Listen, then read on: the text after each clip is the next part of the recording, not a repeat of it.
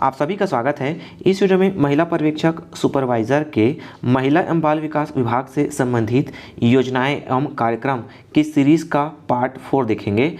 इस वीडियो में important top 70 objective question का संकलन किया गया है और यह आपके परीक्षा सिलेबस के भाग 1 के सिलेबस से संबंधित है।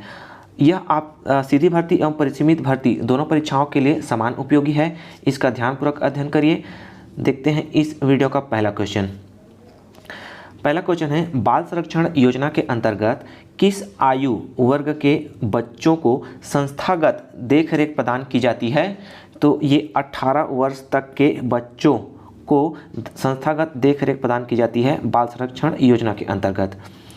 देखते हैं दूसरा, किस आयु वर्ग के बच्चों के लिए निःशुल्क एवं अनिवार्य शिक्षा का अधिकार अधिनियम 2009 RTE बनाया गया है?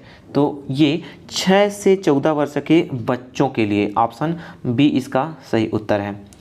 देखते हैं तीसरा, एक महिला की संस्थागत प्रसव के बाद घर आने पर आंगनबाड़ी कार्यकर्ता के द्वारा कौन से दिन उसका गृह भ्रमण करना चाहिए? तो पहले ही दिन क्या है, भ्रमण करना चाहिए। ऑप्शन ए इसका सही उत्तर है। चौथा देखिए, हमारे राज्य में नवजात शिशुओं के लिंग अनुपात बढ़ाने हेतु गुड्डा बोर्ड मतलब फ्लैक्स कहाँ लगाए गए हैं? तो ये लगाए गए हैं ग्राम पंचायत भवनों में। ऑप्शन ए इसका सही उत्तर है। बेटी है अनमोल योजना के अंतर्गत BPL परिवार में जन्मी बेटियों को जमा की गई राशि 18 वर्ष की आयु हो जाने के उपरांत दी जाती है। उक्त राशि को निम्न में से किन कारणों से नहीं दिया जा सकता? तो किन कारणों से नहीं दिया जा सकता? देखिए, बाल विवाह होने पर ये जमा राशि नहीं दी जाएगी। 18 वर्ष की आयु से पहले मृत्यु होने पर भी नहीं दी जाएगी। तो दोनों सही है। ऑप्शन ए और बी, तो ए और बी दोनों। ऑप्शन सी इसका सही उत्तर हो जाएगा। ठीक है, बाल विवाह होने पर नहीं दी जाएगी और 18 वर्ष की आयु होने पर नहीं दी जाएगी, है ना। तो ए और बी क्या है, दोनों कारणों पर नहीं दी जाएगी। तो ऑप्शन सी इसका सही उत्तर है, ध्यान रखिएगा। छठवां देखिए, विधवा पुनर्विवाह योजना के अंतर्गत पात्र दंपत्ति की अधिकतम आयु कितनी होनी चाहिए? कितनी होनी चाहिए? तो ये 50 वर्ष से कम होनी चाहिए। ऑप्शन सी इसका सही उत्तर है। देखते हैं सातवां, गुमशुदा बच्चे, शोषित बच्चे और विषम परिस्थितियों में रह रहे बच्चे जिन्हें इलाज देखभाल की ज़रूरत है, तो किस टोल फ्री नंबर पर डायल कर सकते हैं? तो इसके लिए टोल फ्री नंबर है 1098। ठीक है, 1098। ये बच्चों से संबंधित क्या है, टोल फ्री नंबर है। ऑप्शन सी इसका सही उत्तर है। 8वां देखिए, महिला एवं बाल विकास के कार्यों की निगरानी हेतु गठित की गई जिला स्तरीय निगरानी एवं समीक्षा समिति के अध्यक्ष कौन हैं? तो कौन होते हैं? ये होते हैं उपायुक्त। ऑप्शन बी इसका सही उत्तर है। ठीक है, डिप्टी कमिश्नर।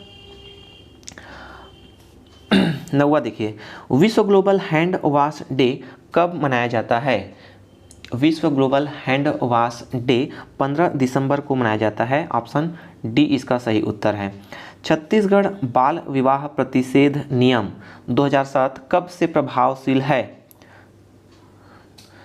तो ये 9 जनवरी 2009 से छत्तीसगढ़ बाल विवाह प्रतिषेध नियम 2007 प्रभावशील है।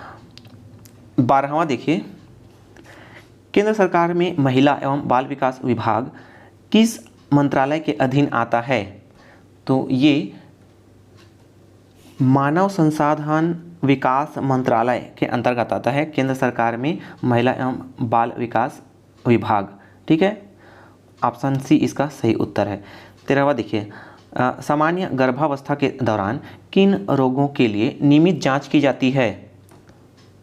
सामान्य गर्भावस्था के दौरान किन रोगों के लिए नियमित जांच की जाती है? तो ये एड्स की जाती है, हेपेटाइटिस बी की भी जांच की जाती है, डाउन सिंड्रोम की भी की जाती है। तो उपर्युक्त सभी, ऑप्शन डी इसका सही उत्तर हो जाएगा। अंतर्राष्ट्रीय महिला दिवस कब मनाया जाता है? अंतर्राष्ट्रीय दिवस मनाया जाता है 8 मार्च को, ऑप्शन बी इसका सही उत्तर है। ठीक है। देखते हैं 15वां, भारतीय संदर्भ में पुरुष एवं महिला का आदर्श शरीर भार क्रमशः है, तो कितनी होनी चाहिए? 60 किलोग्राम पुरुष की और 55 किलोग्राम महिला की, ये है आदर्श शरीर का भार। ऑप्शन बी इसका सही उत्तर है, 60-55।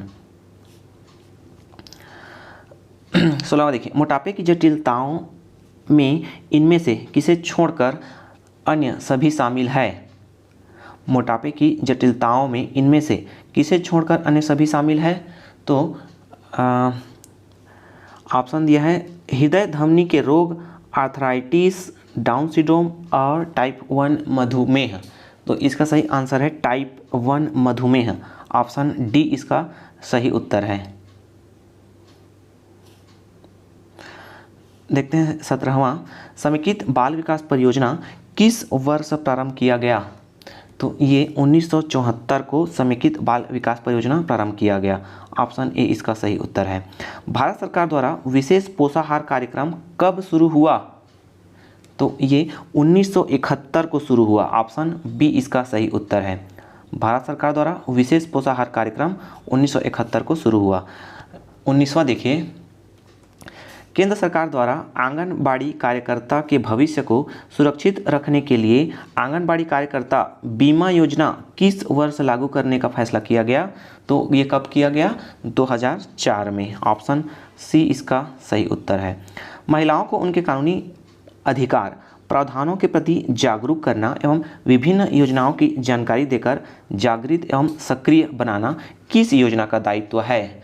तो ये है महिला जागृति शिविर। ऑप्शन ए इसका सही उत्तर है। 21वां देखिए, बाल भोज योजना का क्या उद्देश्य है? बाल भोज योजना का उद्देश्य देखिए, ऑप्शन दिया है बाल कुपोषण के विरुद्ध जन समुदाय में जागरूकता लाना, यह है महिलाओं में सामाजिक जिम्मेदारियों की समझ विकसित करना, यह भी है महिला मंडलियों में आंगनबाड़ी के प्रति रुझान उत्पन्न करना। तो तीनों सही है ना। उपरोक्त सभी, ऑप्शन डी इसका सही उत्तर हो जाएगा। छत्तीसगढ़ में नेशनल न्यूट्रिशन मिशन किस नाम से संचालित की जा रही है? नेशनल न्यूट्रिशन मिशन ये संचालित की जा रही है मिनी माता पोषण आहार योजना के नाम से। ऑप्शन बी इसका सही उत्तर है। ठीक है, नेशनल न्यूट्रिशन मिशन मिनी माता पोषण आहार के नाम से संचालित की जा रही है। 23वां देखिए, महिला स्व सहायता समूह की दीदी बैंक छत्तीसगढ़ के किस जिले से संबंधित है? तो राजनांदगांव से संबंधित है दीदी बैंक। ऑप्शन डी इसका सही उत्तर है। घरेलू हिंसा से महिलाओं का संरक्षण अधिनियम 2005 कब से लागू है? तो ये 26 अक्टूबर 2006 है ना, 26/10/2006 से लागू है। ऑप्शन सी इसका सही उत्तर है। देखते हैं 25वां, शासकीय बाल संरक्षण गृहों। शासकीय बाल संरक्षण गृहों में किस रोग से पीड़ित दंपतियों के 18 वर्ष आयु तक के स्वस्थ बच्चों को उनके माता पिता से अलग रखकर उन्हें स्वस्थ वातावरण उपलब्ध कराया जाता है? तो ये कुष्ठ रोग। ठीक है, ऑप्शन बी इसका सही उत्तर है। महिला एवं बाल विकास विभाग द्वारा किस स्तर पर महिला जागृति शिविर आयोजित किया जाता है? तो ये ग्राम पंचायत स्तर पर किया जाता है, जनपद स्तर पर भी किया जाता है और जिला स्तर पर भी किया जाता है। तो उपरोक्त सभी, ऑप्शन डी इसका सही उत्तर हो जाएगा। ठीक है, ग्राम, जनपद और जिला स्तर पर महिला जागृति शिविर महिला एवं बाल विकास विभाग द्वारा आयोजित की जाती है। मुख्यमंत्री कन्यादान योजना का लाभ प्राप्त करने के लिए निम्नलिखित में से कौन सी आवश्यक शर्त नहीं है, पूछा है। ठीक है, तो कन्या बीपीएल परिवार का ही हो तो ये आवश्यक शर्त नहीं है। कन्या की उम्र 18 वर्ष से अधिक हो, ये भी नहीं है। वर बीपीएल परिवार का ही हो, ऑप्शन सी इसका सही उत्तर है। ठीक है, वर बीपीएल परिवार का ही हो मुख्यमंत्री कन्या दान योजना का लाभ प्राप्त करने के लिए आवश्यक शर्त नहीं है। ठीक है, कन्या अपने परिवार की लाभान्वित होने वाली पहली या दूसरी बेटी हो तो यह आवश्यक शर्त है।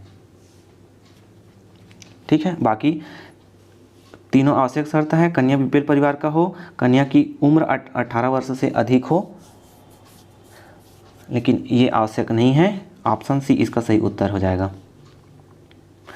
28वां देखिए, आंगनबाड़ी केंद्रों में वर्तमान में लागू पूरक पोषण आहार सेवा के अंतर्गत निम्न में से किन्हें प्रतिदिन गर्म पका हुआ भोजन प्रदान किया जाता है?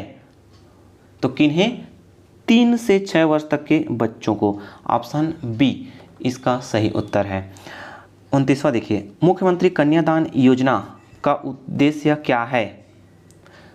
तो इसका उद्देश्य है निर्धन परिवार के कन्याओं के विवाह के संदर्भ में होने वाली आर्थिक कठिनाइयों का निवारण, ये है। विवाह के अवसर पर होने वाले फिजूल खर्ची को रोकना, ये भी है। बाल विवाह एवं दहेज के लेन देन को रोकना, यह भी है। तो उपर्युक्त सभी, ऑप्शन डी इसका सही उत्तर हो जाएगा, मुख्यमंत्री कन्यादान योजना से संबंधित।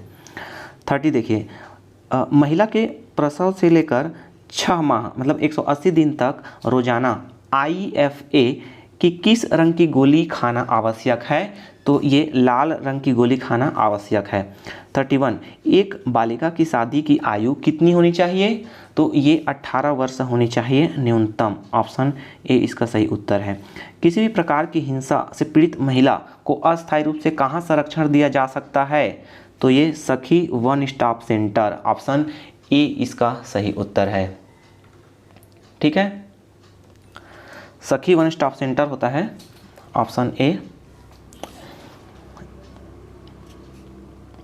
33वां देखिए, बाल संरक्षण योजना के अंतर्गत कौन सी समिति बच्चों की संस्थागत देखभाल हेतु प्रवेश के लिए अधिकृत है? तो ये जिला बाल कल्याण समिति। ऑप्शन सी इसका सही उत्तर है। घरेलू हिंसा की शिकार महिलाएं अपनी व्यथा किससे कह सकती हैं? तो किससे कह सकती हैं? संरक्षण अधिकारी से कह सकती हैं, पुलिस अधिकारी से भी कह सकती हैं, मजिस्ट्रेट से भी। तो उपरोक्त सभी, ऑप्शन डी इसका सही उत्तर हो जाएगा। 35, अधिक पौष्टिक भोजन की आवश्यकता किन परिस्थितियों में होती है? तो गर्भवती स्त्रियों को होती है, कठोर श्रम करने वालों को भी होती है, वृद्धि कर रहे बच्चों को भी होती है। तो उपरोक्त सभी, ऑप्शन डी इसका सही उत्तर हो जाएगा। ऑप्शन डी इसका सही उत्तर है। खसरा है ना, मिजल्स का टीका प्रायः किस आयु में लगाया जाता है? तो मिजल्स खसरा का टीका 9 महीने में लगाया जाता है। ऑप्शन डी इसका सही उत्तर है। 37, हेपेटाइटिस रोग मनुष्य के किस अंग को क्षतिग्रस्त करता है? हेपेटाइटिस रोग मनुष्य के यकृत को क्षतिग्रस्त करता है। ऑप्शन ए इसका सही उत्तर है। टाइफाइड में असरकारी दवा है, तो कौन सी दवा असरकारी है? क्लोराम्फेनिकोल। ऑप्शन ए इसका सही उत्तर है। BCG का टीका किस रोग के लिए असरकारी है? BCG का टीका तपेदिक क्षय रोग के लिए असरकारी है। ऑप्शन बी इसका सही उत्तर है। पूर्ण गर्भावस्था के दौरान स्त्री के वजन में लगभग कितनी वृद्धि होती है? तो 12 किलोग्राम पूर्ण गर्भावस्था के दौरान स्त्री का वजन बढ़ जाता है। 41 देखिए, मिड डे मील प्रोग्राम में एक दिन में कितनी कैलोरी और प्रोटीन मिलते हैं? तो ये 300 कैलोरी और 8 से 12 ग्राम प्रोटीन। ऑप्शन सी इसका सही उत्तर है। निम्नलिखित में मनुष्य के लिए उपयोगी पोषक तत्व है या है? तो जल है आवश्यक उपयोगी पोषक तत्व, लोहा भी है, वसा भी है। तो उपरोक्त सभी, ऑप्शन डी इसका सही उत्तर हो जाएगा। एक वयस्क को प्रतिदिन कितने ग्राम प्रोटीन की आवश्यकता है? तो ये 60 ग्राम एक वयस्क को प्रतिदिन प्रोटीन की आवश्यकता है। 44 देखिए, एक वयस्क के लिए आवश्यक वसा है तो कितनी, 20 ग्राम। ऑप्शन ए इसका सही उत्तर है। शैशवावस्था में सर्वाधिक आवश्यकता होती है, शैशवावस्था में सर्वाधिक आवश्यकता होती है प्रोटीन की। ऑप्शन ए इसका सही उत्तर है। 46 देखिए, निम्न में से कौन सी वायरस से होने वाली संक्रामक बीमारी नहीं है, पूछ रहा है। तो कौन सी नहीं है, ये ऑप्शन दिया पोलियो, खसरा, टिटेनस, एड्स। तो टिटेनस नहीं है, ठीक है। बाकी पोलियो, खसरा और एड्स क्या है, संक्रामक बीमारी है। टिटेनस संक्रामक बीमारी नहीं है। शिशुओं में दस्त होने का निम्नलिखित में से कौन सा कारण नहीं है, पूछ रहा है।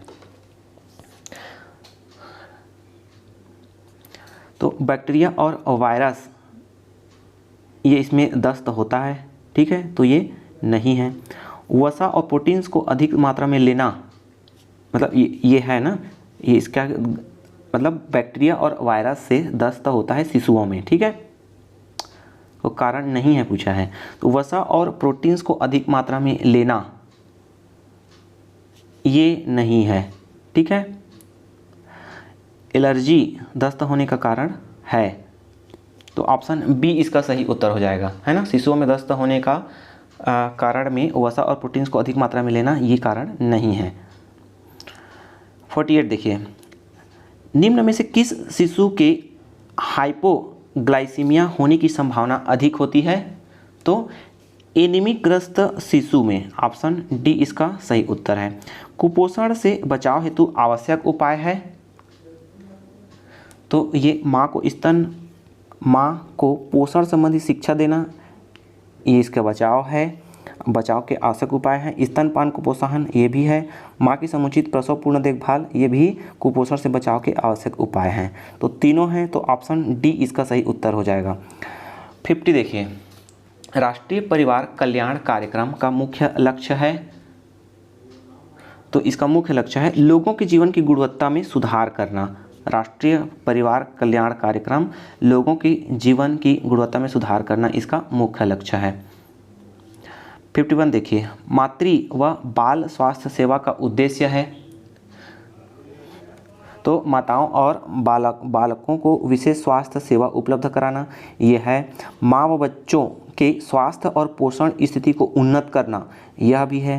प्रत्येक गर्भवती माँ को स्वस्थ शिशु का जन्म सुनिश्चित करना, ये भी है, ठीक है। ऐसे क्वेश्चंस आपको ऑप्शन पढ़ के ही समझ में आ जाएगा, ठीक है, जिसमें लाभ मिलता हो महिलाओं बच्चों को, तो वो सभी सही हो जाएंगे। तो उपरोक्त सभी, ऑप्शन डी इसका सही उत्तर है। 52 देखिए, मेगालोब्लास्टिक एनीमिया की कमी के कारण होता है, तो क्या होता है, ये होता है फोलिक अम्ल, है ना। एनीमिया की कमी का कारण होता है फोलिक अम्ल। ऑप्शन ए इसका सही उत्तर है। MMR का प्रतिरक्षीकरण देने के लिए आवश्यक न्यूनतम आयु है, तो ये है 12 माह से 18 माह। ऑप्शन ए इसका सही उत्तर है। 54वां देखिए, इनमें से कौन सा रोग जीवाणु संक्रमण से होता है, तो टिटेनस। ऑप्शन ए इसका सही उत्तर है। पौष्टिक व पोषक आहार जो सभी वृहद और सूक्ष्म पोषक तत्वों एवं खाद्य समूहों की दृष्टि से संपूर्ण होता है कहलाता है, तो ये क्या कहलाता है, संतुलित आहार कहलाता है, ठीक है। पौष्टिक व पोषक आहार जो सभी वृहद एवं सूक्ष्म पोषक तत्वों एवं खाद्य समूहों की दृष्टि संपूर्ण होता है, संतुलित आहार कहलाता है। खराब आहार और अस्वास्थ्यकर परिवेशी स्वच्छता का प्रमुख कारण है, तो ये मलेरिया। ऑप्शन सी इसका सही उत्तर है।